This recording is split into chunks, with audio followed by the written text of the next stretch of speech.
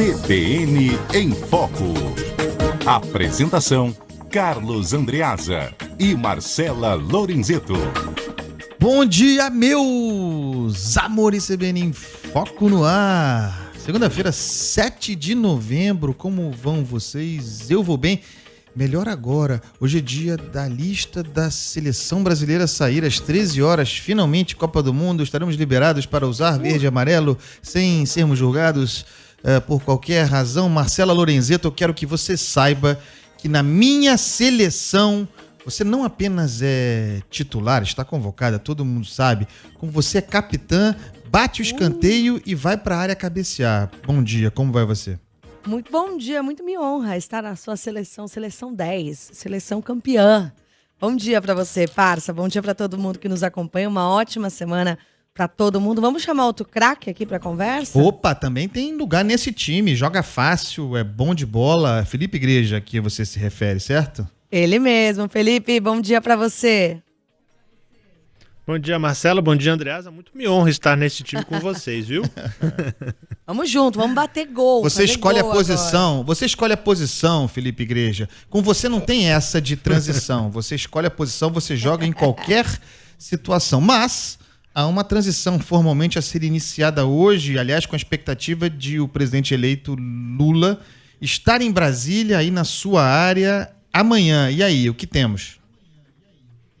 Pois é, isso mesmo. O presidente Lula hoje começa os trabalhos da transição. Ele passou uns dias descansando na Bahia, mas hoje inicia os trabalhos do governo de transição numa reunião em São Paulo com o vice-presidente eleito Geraldo Alckmin, que é o coordenador da transição. A expectativa é que os nomes sejam confirmados.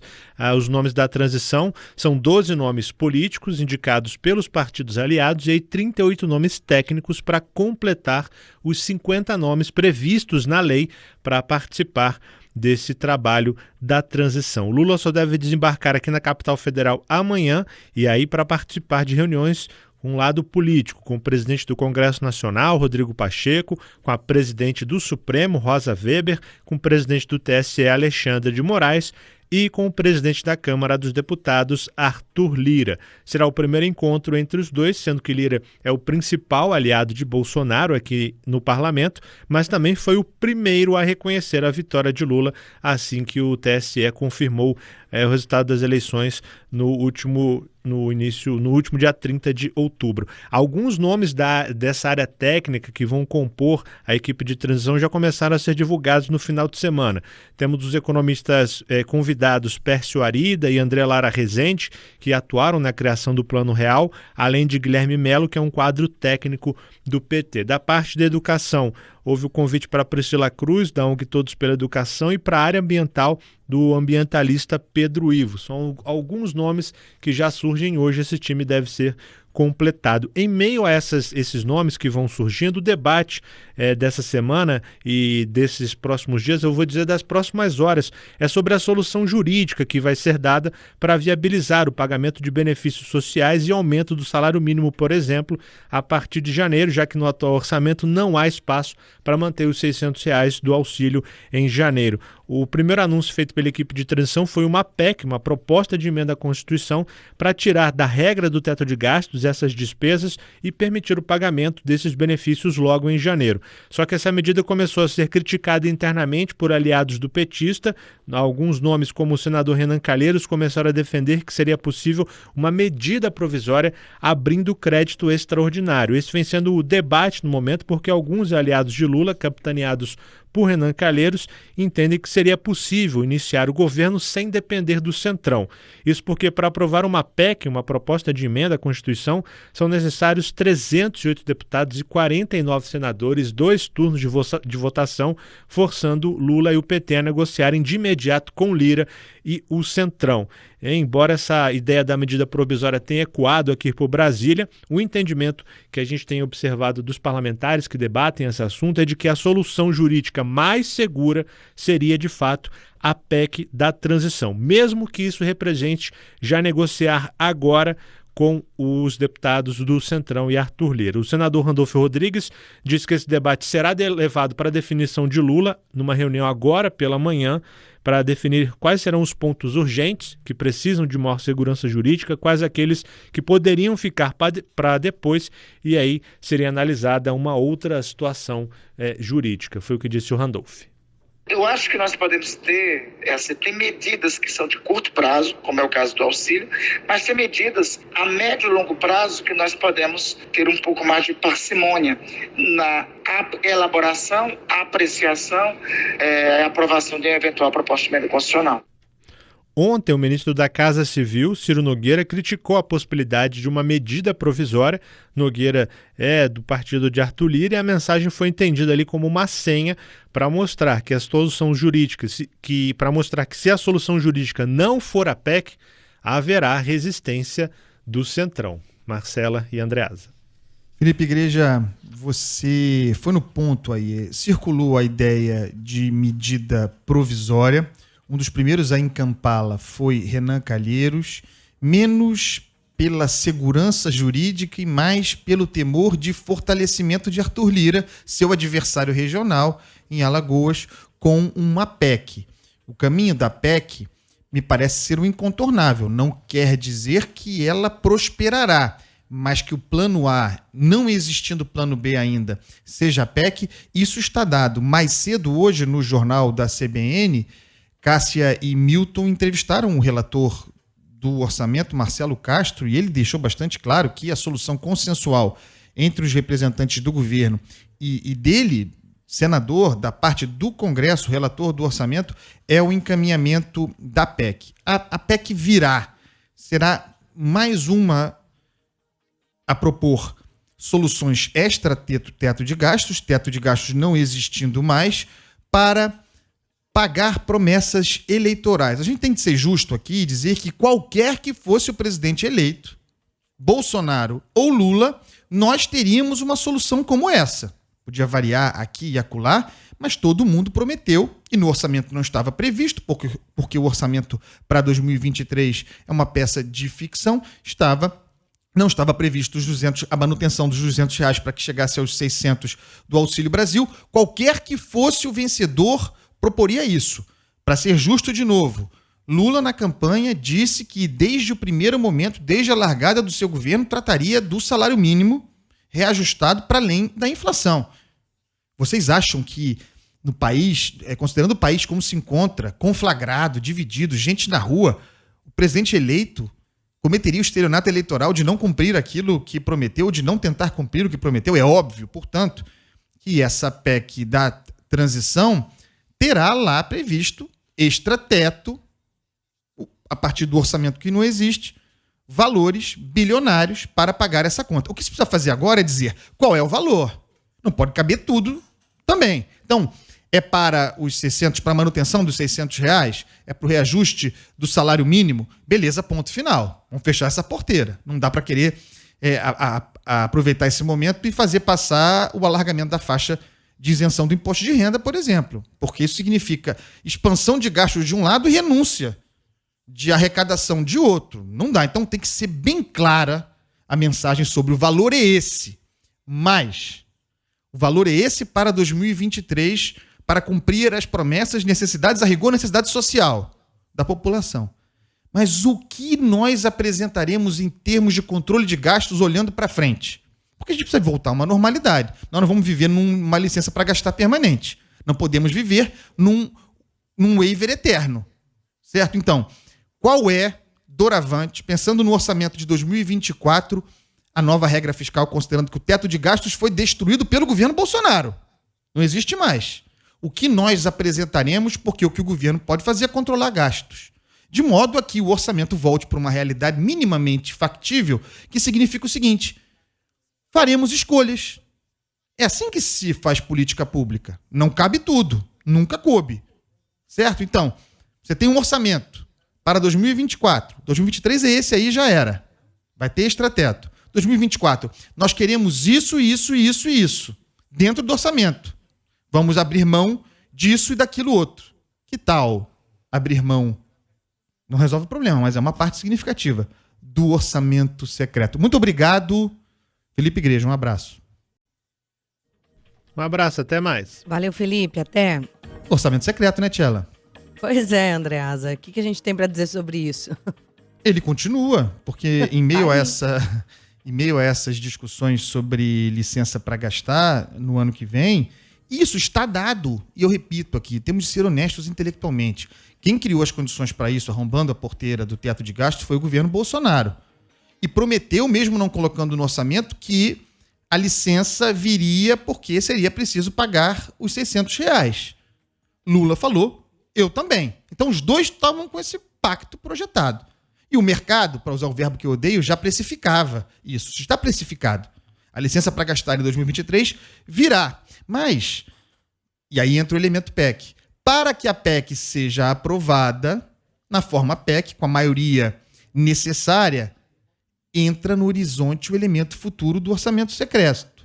Porque tem um consenso de que, caso o STF não o interrompa, e tende a interromper, e está demorando para interromper, o esquema orçamento secreto, que também é um esquema de corrupção, continuará. Vão tentar dar nova cara, encontrar novas regras, mas o fato é que o orçamento secreto é decisivo para a reeleição de Lira e será decisivo para a aprovação dessa PEC. O orçamento secreto, repito, será decisivo para a aprovação dessa PEC. Enquanto o Supremo não se posiciona, e repito, está demorando, as negociações andam. Aliados de Lula já receberam sinais de que a atual cúpula do Congresso, leia-se, Arthur Lira e também Rodrigo Pacheco, aceitam negociar mudanças. Aceitam negociar mudanças no orçamento secreto. Tem armadilha aí. O orçamento secreto, sob a fachada emenda do relator para 23, está na casa dos 19 bilhões, para ser preciso, 19,4 bilhões de reais. Hoje, a partilha desses recursos é capitaneada pelo consórcio que deu sustentação ao governo Bolsonaro nos últimos anos, consórcio parlamentar. E tem como o seu principal expoente Arthur Lira, presidente da Câmara. Entre as alternativas para um possível enxugamento das emendas do relator está o aumento das emendas individuais. Hoje, cada deputado e senador tem direito a destinar quase 20 bilhões de reais para a área que escolher, sendo metade obrigatoriamente para saúde e educação. O problema, e esse problema é para Arthur Lira, é que, ao contrário do orçamento secreto, as emendas individuais são distribuídas igualmente entre todos os parlamentares, independentemente de ser da base aliada ou da oposição. Isso tiraria o poder da caneta da cúpula do Congresso, que hoje escolhe livremente quem beneficiar. Atenção a isso. Todas as propostas de mudança no orçamento secreto tratarão, e Marcelo Castro disse isso mais cedo no jornal da CBN, tratarão de dar transparência às destinações, para que fique claro quem é o padrinho daquele dinheiro. Mas isso é só parte do problema e ouso dizer que é a parte menor. O mais importante, mais grave do orçamento secreto, também matéria inconstitucional, é o fato de, na mão de 2 ou 3, Arthur Lira, Rodrigo Pacheco, Ciro Nogueira e poucos, na mão desses pouquíssimos, estar a autoridade, autoritariamente, de decidir para quem vai o dinheiro. E é muito dinheiro, vai para Marcelo Lorenzeto porque é minha aliada, não vai para o Laerte Afonso porque é meu adversário.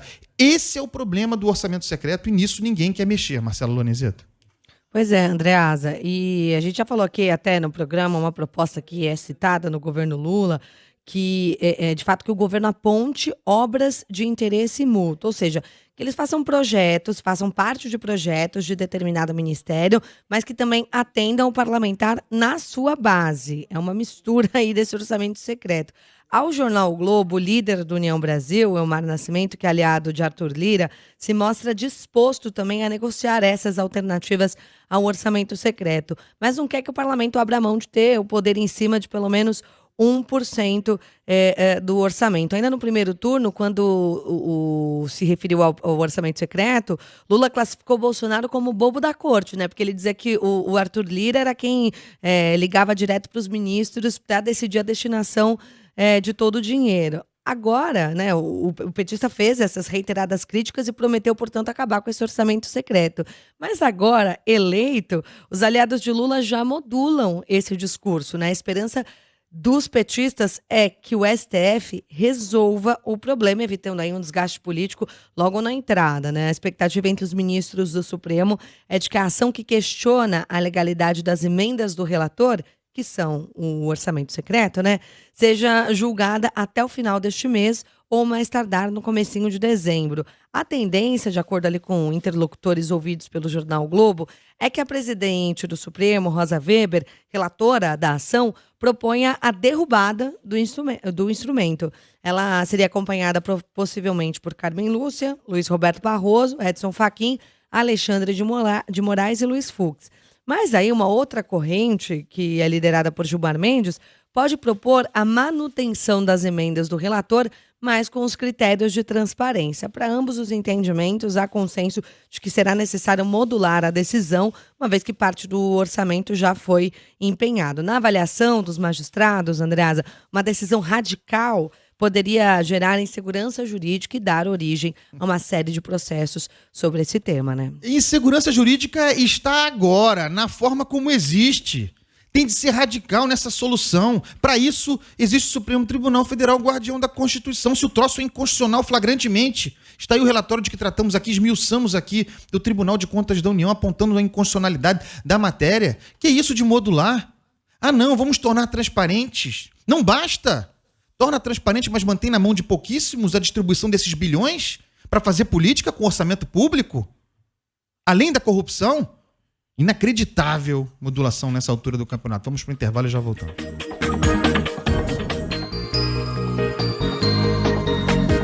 CBN em Foco. Apresentação: Carlos Andreasa e Marcela Lorenzeto. Estamos de volta, meus amores. Este é o CBN em Foco. E por que, Marcela Lorenzeto, eu falo lentamente assim? Para ganhar tempo, porque... Eu ouvi o tum. Você ouviu, né? Caiu, né? Porque rádio ao vivo é assim, você tem uma entrevista marcada, tudo certo, mas você depende da tecnologia. Então nós fizemos a ligação e a ligação caiu. O Ricardo Porto, que é o nosso líder aqui, o Ricardo Porto é aquele técnico do time de futebol da nossa seleção, ele é o técnico, mas ele também joga, sabe? Aquele treinador que entra em campo para jogar, é craque. Está refazendo agora, nesse momento, rádio ao vivo, a ligação com Tite chora. O professor Vamos com Emoção. Marcelo Lorenzeto, ele já está na linha. Com quem falaremos? Que beleza. Olha o time, olha o domínio do tempo do rádio. Tem que respeitar. É isso, perfeito, hein, Andreasa? A gente vai conversar aqui hoje com o economista Istvan Kasnar, professor da Escola Brasileira de Administração Pública e de Empresas da FGV, para falar justamente sobre esse período de transição, principalmente sobre os rumos econômicos do próximo governo. Professor Istvan, bem-vindo, obrigada pela participação conosco. Obrigado, bom dia a você, a todos os ouvintes, é uma satisfação estar contigo e com vocês. Professor, obrigado por nos atender. Queria ouvir sobre a expectativa dessa PEC da transição. Está dado esse gasto extrateto. Bom, teto de gasto como nós o conhecemos não existe mais. O que esperar que venha dentro deste teto? O que é aceitável em termos de gasto extrateto e o que poderá ser mal recebido uma vez que se tem uma porteira aberta, professor? Olha, quando a gente pensa numa PEC da transição em função de um governo que sai, outro que entra, naturalmente acredita que deve haver uma série de padrões e condutas inovadores ou diferenciados, porque um governo tem certas prioridades específicas, o outro pode ter outras. O governo que acabou de assumir quer deixar claro que vai fazer gastos sociais maiores, portanto, ele vai investir mais em políticas insertivas, políticas de inclusão social, políticas de promoção da habitação, de melhoria da farmácia popular, de qualificação dos meios de transporte para a população, de melhoria da saúde. Então, desse ponto de vista e muito mais, faz sentido ter uma PEC da transição. O que assusta, e não é nada bom, é ouvir falar nos famosos gastos extras, ou seja, isso não está dentro de um orçamento. E o que se espera é que haja uma certa política séria, ortodoxa, bem montada, de governo para governo, para que não ocorram esses famosos sobressaltos que o extra vem a representar. Até onde é que isso vai? E 200 bilhões de reais, algo muito próximo aos 38 bilhões de dólares, é uma dinheirama, é uma massa de capitais gigantesca. Então, a condução da política econômica, que necessita ser anti-inflacionária, pró-desenvolvimentista, qualificada para desenvolvimento, pode sofrer em função de gastos que depois a gente não tem como assegurar possuam lastro. Isso pode aumentar a dívida interna mobiliária pública e gerar lá na frente mais inflação e maior desgaste, sobretudo para os contribuintes. Então, quem é que vai pagar essa conta?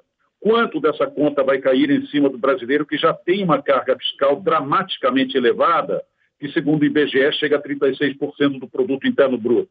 Isto ainda não está resolvido nem falado. Então, a gente não pode aceitar nem engolir gratuitamente uma PEC da transição. A gente tem que entendê-la, negociá-la, dar espaço ao novo governo para que ele, sim, justifique qualificadamente aquilo que está desejando fazer, porque naturalmente lhe cabe receber graus de liberdade e uma nova confiabilidade, mas não necessariamente criar espaço para extras e mais extras que depois surpreenderão a nação.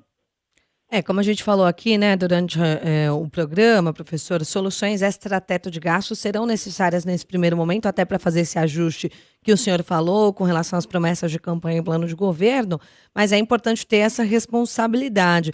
O que o senhor vislumbra como uma solução para o governo controlar os gastos, já pensando aí no orçamento de 2024? Já há alguma sinalização ou ainda é muito cedo para isso?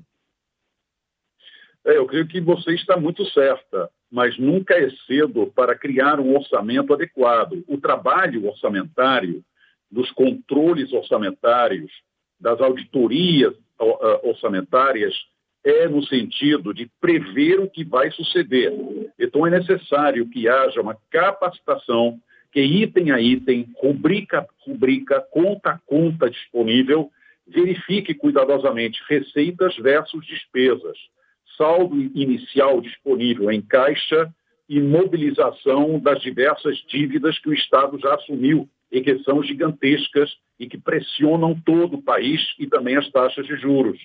Então, não é apenas pensar 23, mas o orçamento, quando a gente pensa em Estado, se abrem duas grandes contas. Conta de gastos correntes usuais para um ano e contas de investimento. Ora, nós temos travado o investimento e reduziu-se significativamente no Estado porque há um contingenciamento excessivo, existe um comprometimento excessivo em alguns gastos, pagamento gigantesco de juros, amortizações da dívida, que chega a 48% do total que é pago pelas arrecadações disponíveis federais, 18% vai para estados e municípios, 26% aproximadamente vai para a Previdência. Então, a soma cria uma sobra pequena que ainda vai para os ministérios, para as secretarias, e isso daí é insuficiente. Há muitos e muitos anos, nós necessitamos requalificar toda a estrutura orçamentária pública federal brasileira, assim como também as estaduais e municipais. A gente está falando de 5.570 municípios, 26 unidades federativas, que necessitam se associar em prol do orçamento responsável. Mas, dadas as instabilidades que temos vivido, tais como a pandemia, tais como impactos de guerras oriundas do exterior, agora a Rússia atacando o tempo inteiro a Ucrânia, etc., nós necessitamos repensar a formatação dos gastos em prol de um mix. Aqueles tipos de investimentos que criam turbinação na economia, como mais estradas, melhores rodovias, melhores ferrovias, qualificação dos sistemas de transmissão de energia elétrica para as grandes cidades, para as zonas industriais e assim por diante. Educação sempre, versus a capacidade de criar contas de custeio que sustentam os salários dos servidores, que estão baixos demais, estão praticamente congelados há 4 anos, estão dando insatisfação para as pessoas. Então é preciso ter condições de repensar essas medidas de maneira que a condução da política econômica satisfaça o máximo de pessoas, famílias e indivíduos, e não deixe a grande maioria apenas em dependência. Uma das grandes dependências, neste momento, é o auxílio emergencial. E a gente não pode tampouco acreditar que a população deva viver disso, o que cria um processo de dependência que é negativo, se acomoda. Então é preciso reforçar essa turbinação industrial, econômica, agrícola, em prol de mais investimento, criando empregos reais, que com mais renda vão reduzir também aquelas pessoas que estão sempre buscando este auxílio emergencial. Precisa, mas não pode ser eterno. Certo. Istvan Kasnar, economista, professor da Escola Brasileira de Administração Pública e de Empresas da FGV. Professor, muito obrigado. Fica o convite para que volte em breve ao nosso programa. Um abraço, boa semana. Muito obrigado a vocês, desejo sucesso a todos vocês. Abraços fortes. Obrigada, professor. Andreasa, não há tempo para mais nada, mas a semana só está começando. Amanhã tem mais CBN em Foco. Amanhã tem mais, pessoal. Beijo, se cuidem. Beijo. CBN em Foco.